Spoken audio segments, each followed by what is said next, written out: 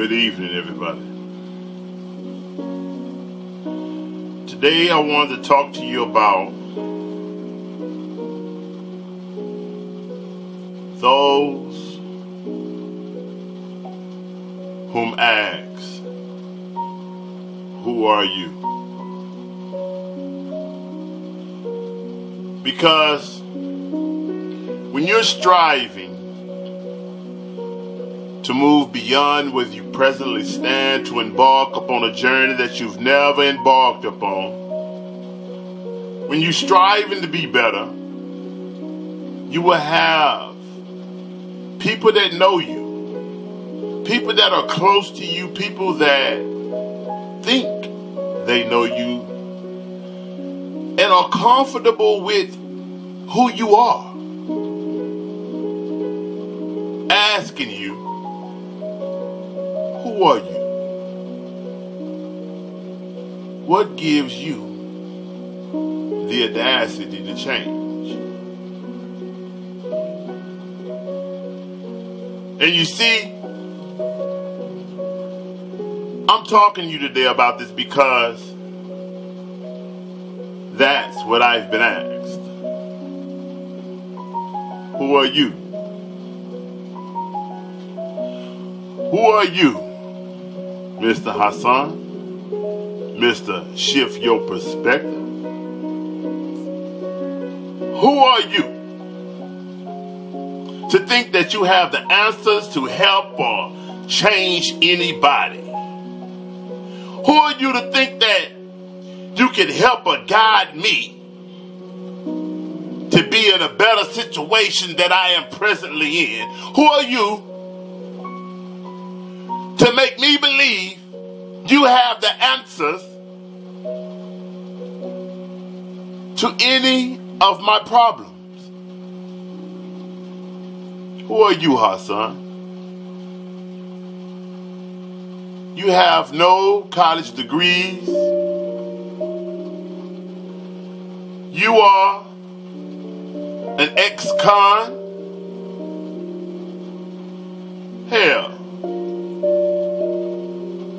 financially, I'm doing better than you. So who are you, Hassan?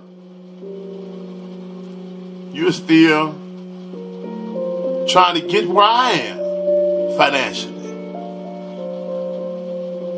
Yeah, I got problems, but I'm doing better than you are. So who are you, Hassan? Well, I understand your question. And I understand why you would ask that of me. Looking at it from your standpoint. Who am I to tell you how to get in a better situation than you are in, when from your situation, from your standpoint, you would think you are in a better situation than I am myself? I mean, I do get it. You're right, I have no college degrees. I have not attained a degree from any institution of higher learning. However, let me explain something to you about established institutions of higher learning. You see, one thing about these institutions of higher learning is that they are designed to help you learn and equip you with all of the essential tools to put you in a better position to work up under an established system or concept that you are planning to work under or desire to work under. You want to work for Shell or Exxon or any other corporation. Well, to work for them, they have to teach you first. They have to give you some tools. They have to make you qualified. But me, I desire to be able to function properly, adequately, proficiently under a system which we call society. Because one thing that I understand and know about people is that you need people. There is no such thing as being independent, because we're interdependent by nature, meaning I need you and you need me. There is no success without people. What is money without people? Without having someone to develop and equip things for you to be able to use this money for your benefit. What is money without having someone to spend it on?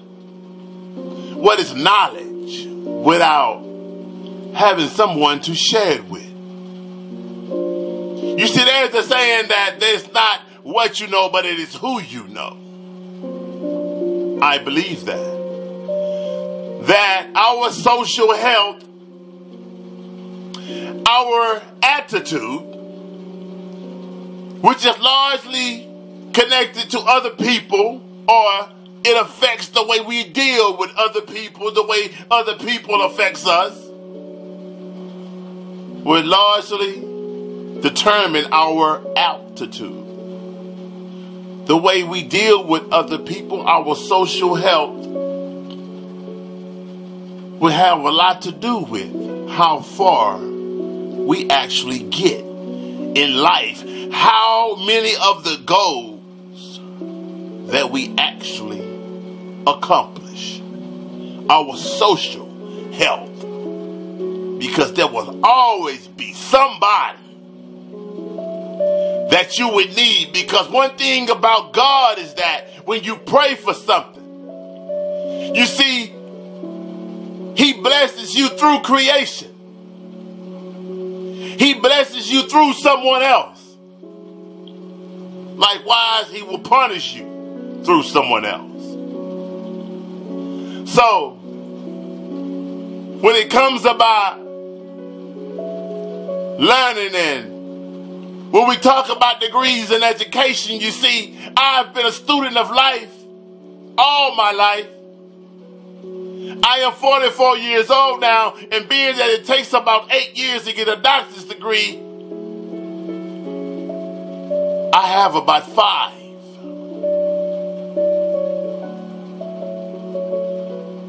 I've been a student of life all my life, and I will continue to be an humble student of life, willing to share what I'm given, what I'm blessed with. That makes me a servant as well. You see, because there's no amount of money that could equate the value of understanding, of knowledge and wisdom, putting you in a position where you don't necessarily have to go through some of the things that I went through or someone else has went through, because you were blessed with the humility and the openness to receive, instead of having to be humbled or humiliated and forced into a position to acquire. You ask, who am I?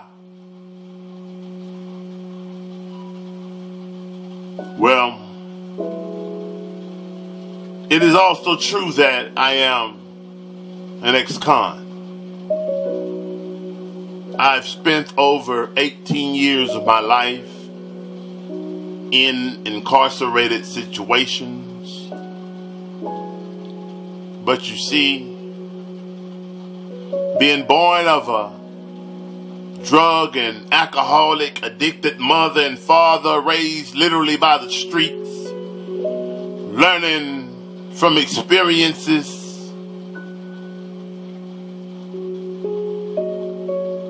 being also an individual who had gained a love for smoking what they call liquid PCP fry,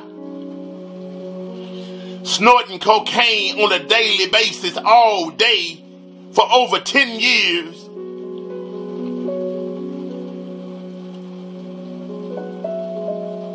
Born with a speech impediment. I couldn't complete sentences. I couldn't say much without stuttering. And then when I began to experience these drugs and fell in love with these drugs, it just rehashed this speech impediment to the point to where even at the age of 22, I couldn't speak. And you know, they say that drugs fry your brain cells. So when I got incarcerated, that became an opportunity to step back from the responsibilities and cycle of the natural life cycle to regroup. You know, they say that God give us all of this in the human body, and it's definitely for a significant reason. So if I have millions of brain cells, but you're telling me I only use 5%, the rest isn't there in vain. So I began to study and read and study and read over this course of time. In this last time that I was down, I did over 14 years flat. And the 2 times prior, I went back 8 months after being released both times. And now I've been home over 7 years. All praise due to the Most High. He has been good to me. I now speak well. There was a time when I couldn't see beyond 5 years into my future, but now my vision is infinite. My knowledge is deep and my wisdom is broad. My voice is loud and my tongue is strong.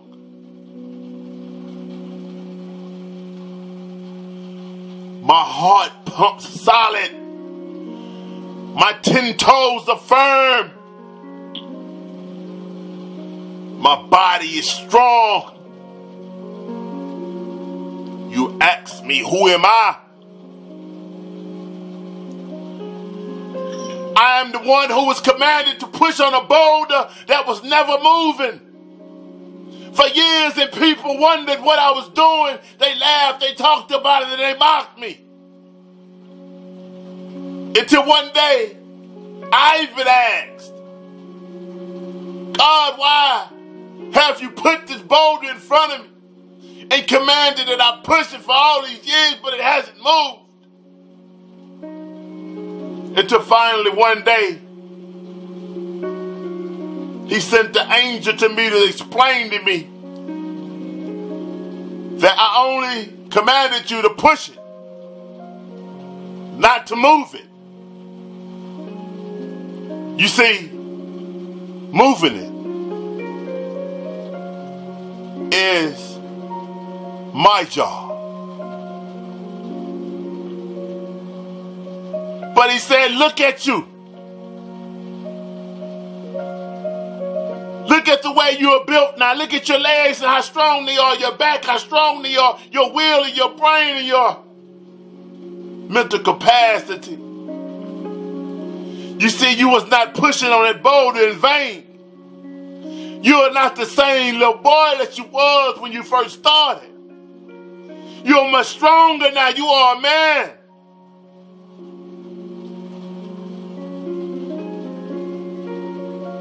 They would ask you, who are you?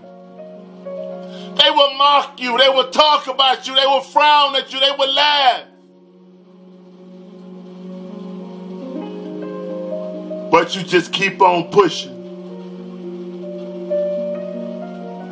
In due time, the manifestation of your work will be clear for all to see. So I say to you, as I say to those, don't you let no one question your purpose, question your value. Who are you? Who am I? I am who I am. A servant and a student. Gerald Hassan D. Childress, Enlightening Minds Enterprise. Peace and blessings.